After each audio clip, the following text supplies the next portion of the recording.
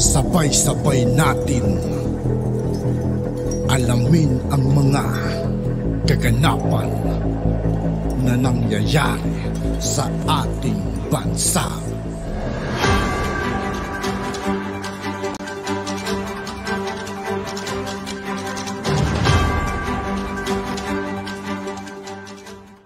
Yo, what's up mga kaibigan? This is I2K po again. Ngayon nandito naman ulit tayo sa channel ni Pinas News Insider. Dito naman ulit tayo magbibigay ng komento at reaksyon. Pero bago ang lahat ng yan mga kaibigan, sa lahat ng hindi pa nakasubscribe kay Pinas News Insider, mag-subscribe na po tayo at huwag nyo rin pong kalimutan mag-subscribe dito sa aking channel. Simulan na natin mga kaibigan. Let's go! Ito ang balita ngayon, viral ngayon sa mundo ng social media. Ang di umano'y balita, dating news anchor ng ABS-CBN na si Jay Sonsa may bagong pasabog patungkol sa senadora na si Risa Hontiveros dahil Korte Suprema nagdesisyon na. Pero bago ang lahat, kung bago ka pa labang sa aming channel, please huwag kalimutang mag-like, subscribe at i-click ang notification bell para mas maging updated ka pa lalo sa lahat pa ng bagong video na i-upload namin. At eto na nga mga kababayan, matapos ang tila pagpupumilit ni Senator Risa Hontiveros na imbestigahan at padaluhin si Pastor Apollo Kibuloy sa pagdinig sa Senado, ay tila gumanti ang kapalaran dahil muli na namang naungkat ang isyong kinakaharap nito noon sa PhilHealth dahil tila binanata nito ng SMNI consultant na si Jay Sonsa. Ayon pa sa kanya, magaling yan sa propaganda sa Senator Risa Hontiveros at ngayon lumabas na ang resulta. Nagkaroon na ng linaw ang Supreme Court na iligal at wala sa hulog at isa di umanong criminal act ang ginawa nila. Noong direktor pa ito ng PhilHealth dahil isa di umanong iligal ang pagbibigay nila ng birthday gifts sa kanilang sarili, mga Christmas bonus, certain month pay at kung ano-ano pang pay. At dagpa ni Jay Sonsa at pati di umano pagpapaganda nito. At kahit saang anggulo tignan, talagang hindi katanggap-tanggap ang laki ng halaga ng perang nawala sa pondo ng PhilHealth. At kung ating matatandaan noon, nila kwinisyon nila ang desisyon ng COA na mali ang paggastos nila sa pera ng PhilHealth. Kaya Korte nagbigay linaw na illegal di umano ang mga ginawa ni Senator Risa Hontiveros noong direktor pa ito ng nasabing ahensya. Ito'y ayon kay Jay Sonsa at ayon pa sa post ng Supreme Court sa pagtanggi sa petisyon ng PhilHealth, ipinasya ng Korte Suprema na ang fiscal autonomy na tinatamasa ng PhilHealth sa ilalim ng charter nito, Republic Act No. 7585 o ang National Health Insurance Act of 1995 ay hindi ganap at hindi maaaring maging tanging batayan para sa pagkakaloob ng mga benepisyo o mga allowance. Binigyang diin din ng Korte na ang kapangyarihan ng PhilHealth na ayusin ng mga sweldo at allowance ay napapailalim pa rin sa kaukulang mga alituntunan at patakaran na maaring ilabas ng Pangulo. Sa kasalukuyang kaso, natagpuan ng Korte na walang legal na batayan para sa pagbibigay ng mga hindi pinapayagang halaga. Ang pagbibigay ng transportation allowance at project completion incentive sa mga kontraktual na empleyado ay taliwas sa hayagang probisyon sa mga job order contract na ang tanging kabayaran sa kontraktor ay ang daily rate na napagkasunduan. Tungkol naman sa educational assistance allowance na ibinibigay sa mga regular na empleyado, walang batas o pagpapalabas mula sa Department of Budget and Management na nagpapahintulot sa naturang grant. Nagpasya din ng Korte na alinsunod sa mga alituntunin na inilatag ng 2020 na kaso ng Madira versus Commission on Audit. Ang mga tatanggap ng hindi pinapayagang mga benepisyo ay obligadong ibalik ang mga halaga, hindi alintana kung natanggap nila ang mga ito ng may mabuting loob o hindi. End quote. Nang lumabas nga ang balitang ito, marami sa ating mga kababayan ang tila nanawagan na panagutin ang senadora kung totoong may sala, pagbayarin sa mga kasalanan nito. Kasali na rin ang tila pagpapahiya di umano nito kay Pastor Apollo Kibuloy. At ayon pa sa kanila, dapat ay litisin din si Hontiveros sa anomalyang iyan. Akala mo kung sino siyang malinis kung magsalita sa Senado para siguro matabunan niya ang kanyang anomalya, kaya siya sobrang pumapapel sa Senado ngayon. Risa, ang galing mong magbintang kay Pastor Kibuloy, saying na may yumaman, pointing your fingers to Pastor pastor. But now ikaw din yumaman din at naging senador pa through PhilHealth during your time as director. Siya dapat ang imbestigahan. Bilyones ang nilustay niya sa pondo ng PhilHealth. Dapat sa babaeng yan makulong. Di siya karapat-dapat sa kanyang posisyon. Magbayad ang may sala at may court decision. Ang court sana may patupad at maparusahan ng may sala. Pera ng tao ang pera sa PhilHealth. Dapat makulong kung hindi niya bayaran yung pera ng taong bayan. Isa, wala ka ng kawala. Sana naman aksyonan nito ng mga mambabatas dahil marami na ang nag-aakusa at isa itong ahensya ng gobyerno na sangkot pa'y empleyado ng gobyerno. Alamin kung totoong may salang senadora. Ibigay sana nila ang tunay na resulta at patunayan nilang kahit ano pa man ang iyong katayuan, ang Pilipinas ay may batas na pantay sa lahat. Unquote. And maliban dito sa usapin ng pababago ng ating konstitusyon na Sir Jay, ay napag-usapan din itong Mindanao. Napansin ko lang mga kaibigan, basta tuwing magbabatikos talaga si Risa Hontiveros, talagang mahalungkat talaga yung anomalya. Ewan ko mga kaibigan kung totoo, pero yun kasi yung bali-balita, di ba? Yung anomalya sa PhilHealth. Lalo ngayon, binabatikas nyo si Kuya Buloy, mga kaibigan, yung pastor, di ba? Kaya durog siya. Mabubuhay siguro yung anomalya sa PhilHealth. Sana, mga kaibigan, sana talaga matuloy. Para kahit paano malaman natin kung sino talaga yung may kasalanan din sa PhilHealth na yan. Di ba? Session kung saan merong paglilinaw na ginawa ang ating Pangulo. Kasi after nung nagkaroon ng press briefing din, same na venue yata yun, napag-usapan na ano na lang, hiwalay na lang, magkaroon ng Mindanao Republic, nabuksan yung ideya, kumbaga. At after nun, sandamakmak na mga komento agad mula sa mga opisyal ng gobyerno, mga mambabatas ang nagbigay ng pahayag. Parang hindi nila nakuha mismo ang gustong iparating ng Pangulo kung bakit nabubuksan yung ganoong ideya. Kung saan sinasabi na laging huli, laging wala sa priority ang Mindanao. Ang sa kanila agad, unconstitutional, labag sa batas yan, hindi yan maganda. Walang sumagot na parang, hindi namin nakakalimutan ng Mindanao, bubuhusan namin yan ng mga proyekto, bubuhusan namin, hindi na namin makakalimutan yan. Sir Jen, anong tugon mo rito? Alam mo, born out of frustration ang maraming yan. Number one, unang-una hindi bago yung intention to hindi tayo naasikaso ng Imperial Manila Mabuti pa siguro magsarili na tayo. At hindi mo maialis yun, no? May mga ganun talagang school of thoughts na kasi kung tutingnan mo, I may be wrong, no? Pero sa mga pag-aaral kasi, tayo ang nagbibigay ng malaking bagay para sa buong bansa, no? In terms of income, lahat ng mga minerals, mga natural resources, nandito lahat sa Mindanao. Pagkatapos, palagi na lang tayong kulilat sa kapareho niyan. Biglang hindi natuloy yung Mindanao Rail. Hindi natuloy yung ibang proyekto. Palaging ganun ang nangyayari. So, ang tao hindi mo masisisi ngayon. Siguro mas maiging tayo na lang kasi at least yung income ng Mindanao para sa Mindanao.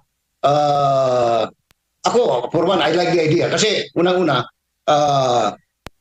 yun ang trato kasi parang second-class citizen yung mga tao rito palagi. Ngayon, ang sasabihin, yung mga congressman, natural yung mga congressman, magsasalita yan lahat yan, naka-anchor lahat yung kanilang pork barrel dun sa anong tawag nito, sa kumpas ng speaker. Natural, you do not expect them to say anong tawag nito. But these are, pagka kinuwenta mo, 53 against several millions, ano ba yung, hindi sila nakikinig doon sa constituent nila, kung gano'n, na sentimento. Pero, having said that, ito yung pagbubukas sana ng pagkaisipan sa mga namumuno sa ating bansa na, asikasuhin nyo kami. Yung pagkain nyo sa amin ang gagaling. Pagka nagka-problema kayo sa African swine dyan sa Luzon, dito kayo kumukuha ng baboy. Nagka-problema kayo ng avian flu, dito kayo kumukuha ng manok sa Mindanao. Naubusan kayo ng bigas, dito pa rin ang gagaling sa Mindanao. Di ba? Yung mga gold na yung mga opisina, bagamat nasa Makati, nasa BGC, lahat ng negosyo nila, nandiyan pa rin sa North Davao Mining. Yung anong tawag nito, yung mga pineapple, yung mga saging, lahat yan dito sa Mindanao nanggagaling. Ang dami, baka dito nanggagaling. So, hindi mo masisisi na yung mga taga Mindanao, yaman man lang hindi nyo kami naasikaso ng gusto, mabuti pa magsarili kami. Iyon ang sentimento di asukal ng mga taga Mindanao.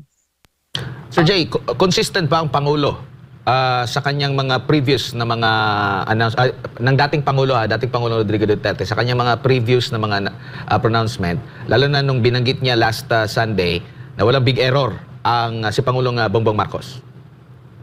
Hindi kita naulinig ng Oo. Consistent ba si dating Pangulong Rodrigo Duterte sa kanyang mga pahayag nang nabanggit niya last Sunday na walang big error na-commit pa sa kasalukuyan si Pangulong Bongbong Marcos? Oo, walang pinagkalayo yan doon sa panahon ni Pinoy. Si Pinoy walang big error, pero yung mga tao niya sa baba, puro erroneous. Ganun din naman. Kung titingnan natin talaga, si President Marcos, wala pang ginagawang malaking problema, malaking pagkapalpakan. Ang problema, yung mga nasa yung mga subalterns niya, ang dami ng error, no? Kapareho niyan, bigas, asukal, sibuyas, lahat yan. Meron maraming error. Pero si Marcos per se, wala pa. Unless ma-pinpoint in the final analysis na siyang kapural nitong PI na politician initiative. Siguro yun ang magiging malaking error niya, no? Ang saka, kung meron ng error, ewan ko kung error na matatawag yan, yung hindi niya kayang kantihin yung mga tao niya.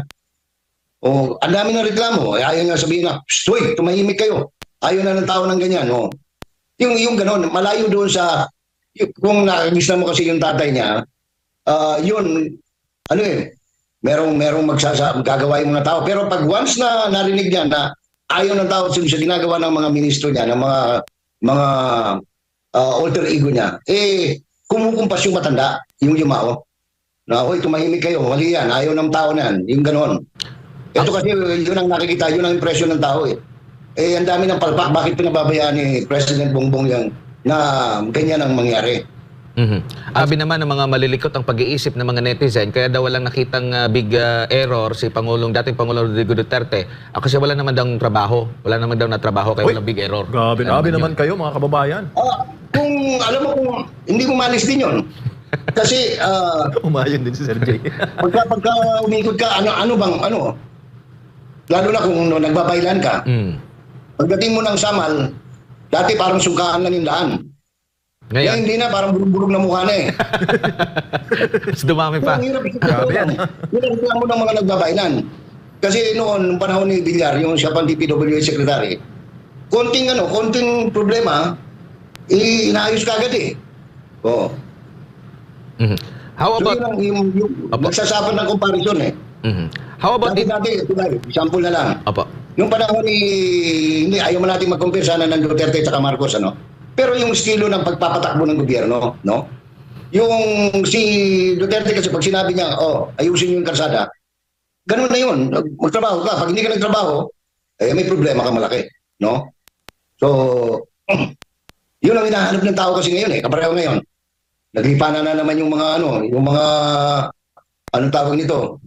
Yung mga nagbebenta ng droga, yung mga krimen, bagamat palaging, ang problema kasi, yung PCO, Presidential Communication Office, iba yung press release, iba yung nangyayari sa totoong buhay. Detached po ba? Detached? Malayo Kapareho niya, sasabihin nila, meron ng employment na DTI, sinabi ganito, ang hilig nila sa ganun pero pag tingnan mo, wala namang job availability. Sinasabi nila, eto na ang nalikom ni Presidente, ilang bilyon na pledges. Pledges, hindi mo kailangan ipangalandakan yung pledges. Ang gustong makita ng tao, ano ba yung talaga actual foreign direct investment? Kahit na bumiyahe lang ng isang beses ang Presidente, nakakuha siya ng 1 billion, kinabukasan na yan. Nagbukas ng kumpanya. Alam ng tao, totoo yun. Pero pag pledges lang, parang parang kanta ni Bobot Mortis, "My pledge of love cannot be broken," pero broken na siya. Opo. How about Sir Jay, dito naman sa consistency ng mga pahayag ng kasalukuyang Pangulo natin, Bongbong Marcos, kasi wala bang mga political accommodation lang din na ginagawa, lalo na dito sa usapin sa Chacha, kasi dati sinabi rin niya na wala sa kanyang priority. Pero biglang sulpot itong People's Initiative at wala naman siyang gaanong pagtutol talaga directly na pahayag doon sa controversial na People's Initiative kung saan doon nakalagay doon na tinatanggalan ng kapangyarihan ang Senado. Yung tungkol sa pagbabago ng isip, ako wala akong problema ron. marahil noon at that time na binanggit niya yon, nakita niya na talagang walang priority, no? Ngayon siguro dahil sa pag-iikot niya, pag-abroad niya, isa sa mga feedback na sinasabi yung limitations on ownership, etc., is an obstacle for foreign direct investment. That's why nakita niya, sige, kailangan natin sigurong baguhin susugan yung saligang batas.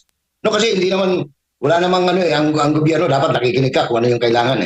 So let us not fault the president for changing his mind, no? Pero yun na nga, hindi kasi malinaw hindi ko alam kung bakit patago yung susog sa saligang batas, no, yung amyenda. Kasi kung sinabi mong mga kaibigan, bawa, hindi man siya, it doesn't have to be the president himself. Halimbawa, sinabi niya na ng gobyerno na ganito po ang sitwasyon natin ngayon. Ang Argentina o ganitong bansa willing ho mga kapital sa Pilipinas, subalit ito ho ang problema. Kaya ang nakikitang solusyon dito ay susugan ho natin, baguhin natin yung provision ng sa ating saligang batas. Maintindihan ngayon ng tao. So, paano natin gagawin yan? Dalawang baraan ho, pwedeng Constituent Assembly, pwede yung Constitutional Convention. Pero yan ho ang pangangailangan para magkaroon tayo, mag-jumpstart yung ekonomiya ng bansa. Kung ako nang makikinig na ngayon, narinig ko yan, may dahilan pala para baguhin natin ang saligang batas. So kung magpapapirma yan, madaling ba kung mapapapirma? Dahil in-explain Ang problema kasi ngayon, nauna yung pagpapapirma, walang explanation. Di ba? So lahat ng tao nag-iisip, uy, ano ba ito? Tapos may mga istorya na gustong mag-prime minister ng ganito, gustong extension ng ganito. Kaya nagkakaroon tayo ng problema. Ang dami nating tanggapan sa gobyerno na information, PCO, PIA, PTV4, Bureau of Broadcast, pero walang nagpapaliwanag. Speaking of pagpapaliwanag, Sir Jay. Kayo sa MSMNI, nagpapaliwanag kayo, pinasasara naman kayo. Oo nga, tapos sabi pa nung... Hindi napanood ko. Diyan sa SMNI, meron kayong nilalabas na mga mga dagdag na kaalaman bakit kinakailangan ng constitutional amendment. Wala akong nakikitang ganyan sa gobyerno. Ang nakikita ko yung pinalabas ni Oñate, na gumastos pa ng hindi 55 million 210 million na yung, kasi ito yan sa hindi ko gusto yung pagsisinungaling sabihin lang, hindi 55 lang ginas. Loko, PPP yun meron na silang resibo, nagbayad silang 210 million para naman tayo pinanganak kahapon, maglulukohan pa Sir Jay, speaking of information, dissemination, yung kaibahan ng pagsusulong ng pagbabago ng konstitusyon sa Duterte administration at Marcos administration, meron bang kaibahan kayong nakikita? Kasi sa pagkakalam ko, last Duterte administration, yung isinusulong nila na pagbabago ng konstitusyon, kabilang na rin yung federal system, form of government na isinusulong din nila, umabot pa sa punto na bumuo sila ng CONCOM. Ngayon yata parang parang hearing pa lang sa Senado and Kongreso. And nag-iikot sila sa iba't ibang bahagi ng bansa. Tapos yung mga eksperto na yon gumawa ng mga suggestion, tapos ibinigay sa Kongreso, wala din namang hindi umusad naman. Ngayon, nauna yata yung pagpapapirma, imbis na information dissemination, pero misleading daw kasi ayuda yung inikot. Merong ayuda ka basta meron kang pirma. Tapos ngayon, ang pinaka-latest, ang pinag-uusapan na, plebisito na. Hindi pa nga malinaw sa taong bayan kung ano nga ba yung mga dapat na baguhin. Kasi nga, hindi ko alam bakit nagsushortcut kasi nga, nung panahon ni Duterte, sinubukan nila, sistema talaga. Nagbuo sila ng study group, tinignan nila kung ano yung mga dapat baguhin sa saligang batas, tapos diniscuss nila in public. Unfortunately, nung magkaroon sila ng pananaliksik, it would appear na hindi pa masyadong handa ang tao sa pagbabago, kaya inatras, hindi na tinuloy. Kasi paano may susunong isang bagay na alam mo na sinabi na ng tao, hindi namin priority yan. O higit mo pa. Ang gobyerno dapat nakikinig sa constituent kasi tayo ang higit na makapangyarihan dyan. And to the credit of the previous administration, hindi nila pinilit. Despite the fact na ito'y aral na aral, mga dalubhasa sa konstitusyon ang talagang gumalaw. No? Ito, in this particular case, yun nga, wala na nga information, meron pang nakulapulan pa ito ng napakaraming kontrobersya. No? Kaya kung talagang ako, sabi ko nga, from the beginning, no? I have nothing against revising or amending the Constitution because ako, I have to be consistent. In 1987, kami nila Senator Juan Ponce Enrile, sila Dick Gordon, sila Kit Tatad, we were against the ratification of the 1987 Constitution because we saw some loopholes, no? Kaya lang, we have to respect the decision of the Madlang people, ang decision ng taong bayan noon, in a plebiscite, inaprubahan. So, tanggap natin yan, no? Ganyan ang demokrasya. Ngayon, ito, ang problema, hindi pwedeng nagmamadali o paiikutan ang saligang batas eh. Gagawa ka ng pagsuso pero gusto mong paikutan yung mismong saligang batas na gusto mong baguhin. For as long as the Constitution is there, respetuhin mo yan. Ngayon, pag in the appreciation of the Constitution, ang titingnan mo palagi ano bang intensyon ng mga gumawa o nagpanday ng saligang batas. Hindi yung kung ano ang interpretasyon mo ngayon. Ang importante ang interpretasyon nung gumawa. Sila, yun nga, sila Ascuna, sila Bunsod, sila, anong pangalan nito, sila Father yung sa Ateneo, Bernas. Yan ang mga, titingnan mo ngayon yung record, yung proceedings noon. Nung bang pinag-uusapan yung Constituent Assembly, ano bang intensyon nila, ano bang gusto nila, ano bang pakay nila? Doon ka ngayon sasandal. Hindi yung kung anong, hindi, ganitong naisip namin sa batasan eh. Tapos, ang problema, ito nga, paano tayo magkakaayos? Inaaway ng mga congressman yung mga senador. Yung senador naman, inaaway yung mga congressman. Ay patay tayo riyan. And isa pa sa magiging usapin, banggit mo na kanina yung plebisito. Para sa iyo, Sir Jay, mas mainam ba na isabay ito sa halalan? Kasi ang isa pa sa mga tinitingnan din ng mga critic is baka overloaded ng impormasyon yung taong bayan, ng mga botante kasi mag-iisip sila, sino yung iboboto nila, baka hindi tama yung kanilang desisyon pag isinabay doon yung sa pagbabago ng konstitusyon o yung plebisito para doon, why not i-separate para talagang ito lang ang paghahandaan ng taong bayan. Though, malaki yung pondo na gugugulin pero 'di ba naisingit nga nila yung sa AKAP na 26.7 billion pesos, baka naman kakayanin din dito nila maglaan na lang din ng pondo para at least pulido yung kanilang kung ito nga ba ang pulso ng taong bayan. Kung iniisip mo sa governance kasi ako 11 years din sa gobyerno trabaho, ang unang priority mo riyan pag tiningnan mo sa bawat kilos yung gastos. Kasi unang-una pera ng taong bayan yan. Kung gagawa ka separately ng plebisito para lang tanungin yung isang question, gagastos ka ng over 12 billion pesos. Para mo tinatapon yung pera na pinaghirapan ng taong bayan para ibayad, no? Kaya ang ideal talaga is isama yan sa next election kung ano man yung sinusundan ng plebisito ng gagawing plebisito. Totally isang question lang naman yan eh. Sangayon ka ba na palitan ang umiiral na probisyon tungkol sa pagmamayari ng lupa ng mga dayuhan sa Pilipinas? Yun lang naman, kung yun ang isang question. Kasi yun ang kanila sinabi, economic reform eh. Hindi naman lang pwedeng ilagay ngayon sa plebisito. Sangayon ka ba na buwagin ng Senado, isang unicameral na lang at mag-elect ng hindi pwede yung ganun eh. Mahalata na sila, no? So ang pwede lang ilagay talaga nila kasi yun ang intention pagkakarinig ko kay Presidente Marcos na economic provision ang babaguhin. So they cannot include in the plebiscite any other issue other than the intent of the President, no? Unless of course, sabi ko nga, babaguhin nila yun, palulusutan nila, paikutan nila. Jay, huling paksa na lang, sa nagdaang pong araw sa Cebu ay nagkaroon po ng maisog event sa Davao. Nandun ka po kayo, kasama tayo doon, nag-cover at nakiusisa sa lahat po ng mga ganap. Nung nagdaang administrasyon, wala pong ganito ng mga kababayan natin.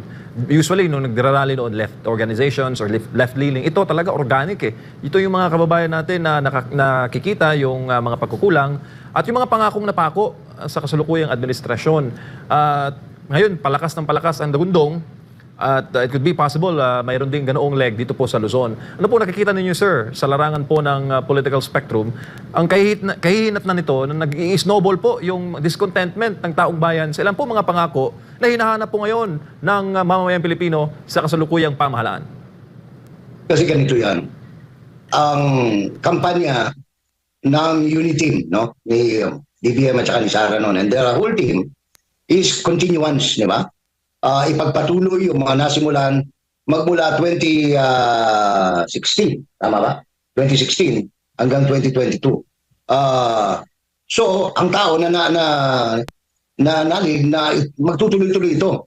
Magtutuloy-tuloy yung nasimulang kampanya laban sa bawal na gamot, kriminalidad, pag-aayos ng mga sakahan na sinimulan ng libreng patubig na wala ng bayad sa niya, pagpapatuloy ng mga paggagawa ng mga public transportation, no? North Rail, North-South Rail, Mindanao Rail, mga tulay, tulay sa Iloilo, Guimaras, patungong Bacolod, Davao City, papuntang Island Garden City of Samal, yung Bataan, hanggang Cavite, yung mga ganon. Umasa sila noon. Kasi yun ang sinabi ni Mr. Marcos noon eh. Itutuloy po natin lahat ng magandang nasimulan ni President Duterte. Di siyempre, rally lahat ng tao. Loyalista, DDS, lahat. Kasi nga, tuloy-tuloy. Sabi nga ng tao, nung bago mag-eleksyon, ay maganda ito. Magtutuloy-tuloy na talaga. Magkakaroon na ng mga superhighway, mag-aayos na yung mga airport, no, lahat. Magkakaroon ng food security. Ang problema, nahinto lahat ng project. Di ba? Nahinto lahat eh. So, yung continuation? Pagkatapos yung anong tawag nito, yung nagtuloy-tuloy yung importation. Can you imagine? Isa tayo sa 5 pinakamalakas na mag-produce ng palay, and yet, numero 1 tayo sa pag-i-smuggle, pag-i-import pala, no? Ng bigas, no? Smuggled? Import? Ha? Import yun, this pag-i-smuggle, import. Hindi smuggle, nagkamali yung nila ko. Sige po. Naligas lang, naligas. Asukal, tayo maraming sugar central, meron sa Bukidnon, meron sa Tarlac, may sa Davao, may sa Cotabato, may Kanlubang, ang dami. And yet, import tayo ng asukal. Tapos, hindi maintindihan eh. Ang asukal ay ang tao pinagtanim ng sibuyas, Mindoro, pinakamalaking plantasyon ng sibuyas. Opo. Hindi ng 7 piso ang kilo. Opo. Bibenta na 700 sa Metro Manila. Matutuwa ka ba yan? So ito yung mga bagay na habang nakikita ng tao yan, hindi mo maalis na magtanong, magsalita. Kasi, kumbaga sa simpleng salitang kanto, parang wala sa hulog. Di ba? Bueno, Sir Jay, antayin mo lang, sir. Padadalhan ka namin ni Admar dyan ng honey lemon tea para suwabe ang iyong pagtulog ngayong gabi. Oo. Para solid. Para mawala yung ubo. Sir, maraming salamat po sa inyong panahon ngayong pong gabi. Kung gustong idagdag. Ay, sige po, sir. Walang problema, sir. Kasi parang nakaka-insulto kasi nung nakikinig ako dyan sa Senate, sa hearing nung alleged abuses, no? Against Pastor Kibuloy and Kingdom of Jesus Christ. Nabuisit lang ako doon sa salitang, tawag nito, ewan ko kung sino nagsabi noon, yung alias Michael Maurilio yata. Yung ba yung alias niya o totoong pangalan niya? Hindi ko alam eh. Na sinabi niya na ginawa pang kargador ng baril si President Duterte at si Inday Sara. Ang dami kasi nagpapaniwala dito sa Luzon. Magaling sa propaganda yan si Risa Hontiveros. Uy, congratulations nga pala sa kanya. MJ, no, finally nagkaroon na ng linaw ang Supreme Court na illegal. Wala sa hulog. Criminal act yung ginawa nila sa PhilHealth nung siya ay director pa, na binigyan nila ang sarili nila ng birthday gift, Christmas bonus, 13th month pay, 14th month pay, at kung ano-ano pang pay, pati pampaganda. I-charge nila lahat. Ngayon, sabi ng Supreme Court, yan ay illegal. Congratulations sa kanila, no? Kasi finally, nagkaroon na ng dinaw. Yun ang matagal nang inaantay nila Senator Risa na magdesisyon ang Supreme Court. Kasi kinwestiyon nila yung desisyon ng COA na sinabi ng COA, mali yung paggastos nila, no? Illegal. Kaya umakyat sila Supreme Court ngayon. Ang Supreme Court sabi na, pumabor doon sa COA. No? So, balikan lang natin yung sa anong tawag nito? Ako kasi okay lang yun, okay lang sa tawagin ng Dutay, kung ano-ano yung mga inaanat, DDS. Pero remember, si Mr. Duterte is a former president at ang laki ng kanyang ginawang pagbabago sa bansa. Para sabihin mo na ito ay, anong pangalan nito, nag-i-smuggle ng baril dyan sa Prayer Mountain, sa Tamayong Kalinan, at ginawa pang pinapasan daw. Una-una, hirap na nga maglakad yung matanda, papapasanin mo pa ng baril. Pangalawa, ay, parang baliktad. Kasi kung nakikilala mo yung mga taga Davao, mahilig yung mangolekta ng baril, hindi nanghihingi ng baril, sila namimigay ng baril. Kaya, ewan ko paano, anong tawag nito, mabuti na nga ngayon, lumalabas yung katotohanan na as usual, hindi ko maintindihan bakit pinapakinggan pa ng taong bayan itong mga gimmick ni Senator Rontiveros. Sumulat sa pool, lahat ng kanyang mga nilalagay na testigo Senado, puro bayad puro sinungaling. Ang problema lang, siya lang kasi naririnig, no? Pag ang mabuti na lang ngayon, at least may mga ilang matitinong mambabatas na nagsasabing may kalabisan, no? Remember, ang dami ng desisyon ng Supreme Court na hindi pwedeng abusuin ng senador o congressman, yun kapangyarihan lang mag-issue ng subpoena at saka warrant, no? Kaya may tatlong malalaking kaso yan sa Supreme Court jurisprudence na sinasabing, hey, hindi absolute yung power ninyo. Meron kayong kalabisang ginagawa. Yung kaso ng Ong versus Senate, yung kaso ni Neri versus Senate, ang dami na, no? Ayoko kasing mataas ang regards ko sa mga mambabatas, senador at mga congressman. Ayokong isipin na mga tanga sila, no? O mga bubo, no? Kaya sana pag-aralan lang mabuti yung mga aksyon nila. Maraming salamat po. At yun na nga mga kababayan, ano na ang masasabi mo? Kung mayroon kayong At yun nga po mga kaibigan, dito po nagtatapos ang ating reaction video. Muli ako po si I2K ng Sundalo ng Donggalo. Maraming salamat sa patuloy na pagsuporta. Yeah, peace out.